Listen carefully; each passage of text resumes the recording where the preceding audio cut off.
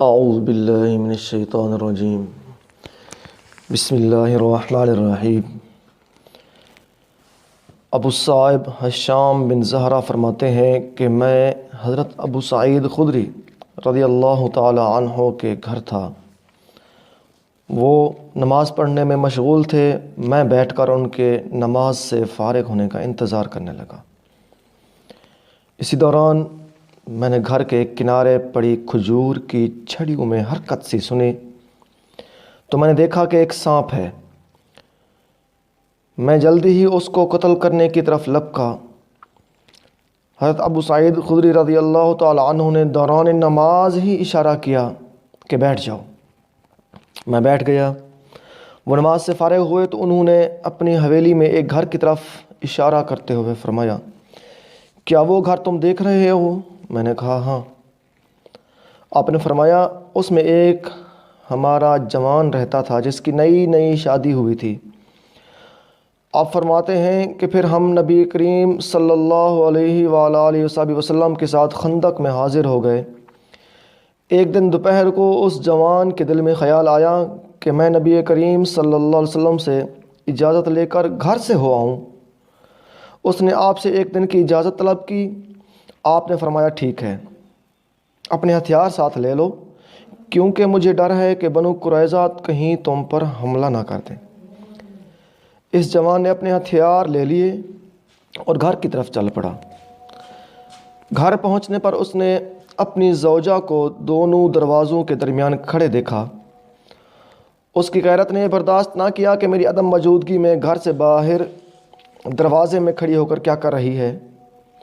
اس نے اپنا نیزہ زوجہ کی طرف بڑھا کر اس کا پیٹ چاک کرنے کا ارادہ ہی کیا تھا کہ اس کی زوجہ نے معاملے کو سمجھتے ہوئے فوراً کہا کہ اپنے نیزہ کو روکیے، گھر کے اندر جا کر دیکھیے مجھے کس چیز نے گھر سے باہر نکالا۔ جب اس جوان نے اندر جا کر دیکھا تو اس کو ایک بہت بڑا سانپ بستر پر لپٹ کر بیٹھا ہوا نظر آیا۔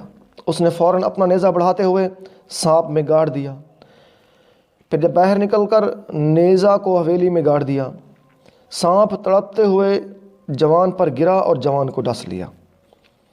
سانپ نیزہ کی زخموں سے تڑپ رہا تھا اور جوان سانپ کے ڈسنے کی وجہ سے تڑپ رہا تھا۔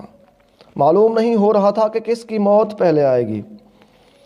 ہم نے نبی کریم صلی اللہ علیہ وسلم کی خدمت میں حاضر ہو کر عرض کیا، یا رسول اللہ صلی اللہ علیہ وسلم، آپ اس جوان کی زندگی کے لیے دعا فرمائیں۔ آپ نے فرمایا کہ اب تم اپنے ساتھی کی مغفرت کی دعا کرو۔ پھر آپ صلی اللہ علیہ وسلم نے فرمایا کہ مدینہ طیبہ میں کئی جنوں نے ایمان قبول کر لیا ہے۔ جو سانپوں کی شکل میں تمہیں نظر آئیں تو تم ان کو دیکھ کر ان کو 3 دنوں کی اجازت دو، اگر پھر بھی ظاہر ہوں تو قتل کر دو کہ وہ شیطان ہیں۔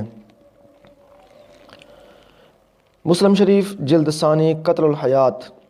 اس حدیث سے حاصل ہونے والے فوائد، ایک فائدہ تو یہ ہے کہ موت کا وقت اور جگہ مقرر ہے، وہ انسان کسی نہ کسی طرح اس وقت میں وہاں پہنچ جاتا ہے۔ اور ایک دوسرا فائدہ یہ ہے کہ اکثر حضرات کے نزدیک مطلقاً سانپ کو قتل کرنا جائز ہے۔ یہ حکم مدینہ طیبہ کے سانپوں کے لیے تھا۔ کچھ حضرات اصحاب علم اس طرف ہیں کہ چھوٹا لنڈا سیاہ نقطوں والا سانپ فوراً قتل کر دیا جائے، لیکن دوسرے سانپوں کو 3 دنوں کی مہلت دی جائے اور ان کو کہا جائے کہ تمہیں وہ وعدہ یاد دلاتے ہیں جو تم سے حضرت سلیمان بن داؤد علیہ السلام نے لیا تھا کہ تم ہمیں ایذا نہیں پہنچاؤ گے اور نہ ہم پر غالب آؤ گے۔ اگر وہ یہ سن کر چلے جائیں تو بہتر ہے، اگر پھر بھی ظاہر ہوں تو ان کو قتل کر دیا جائے۔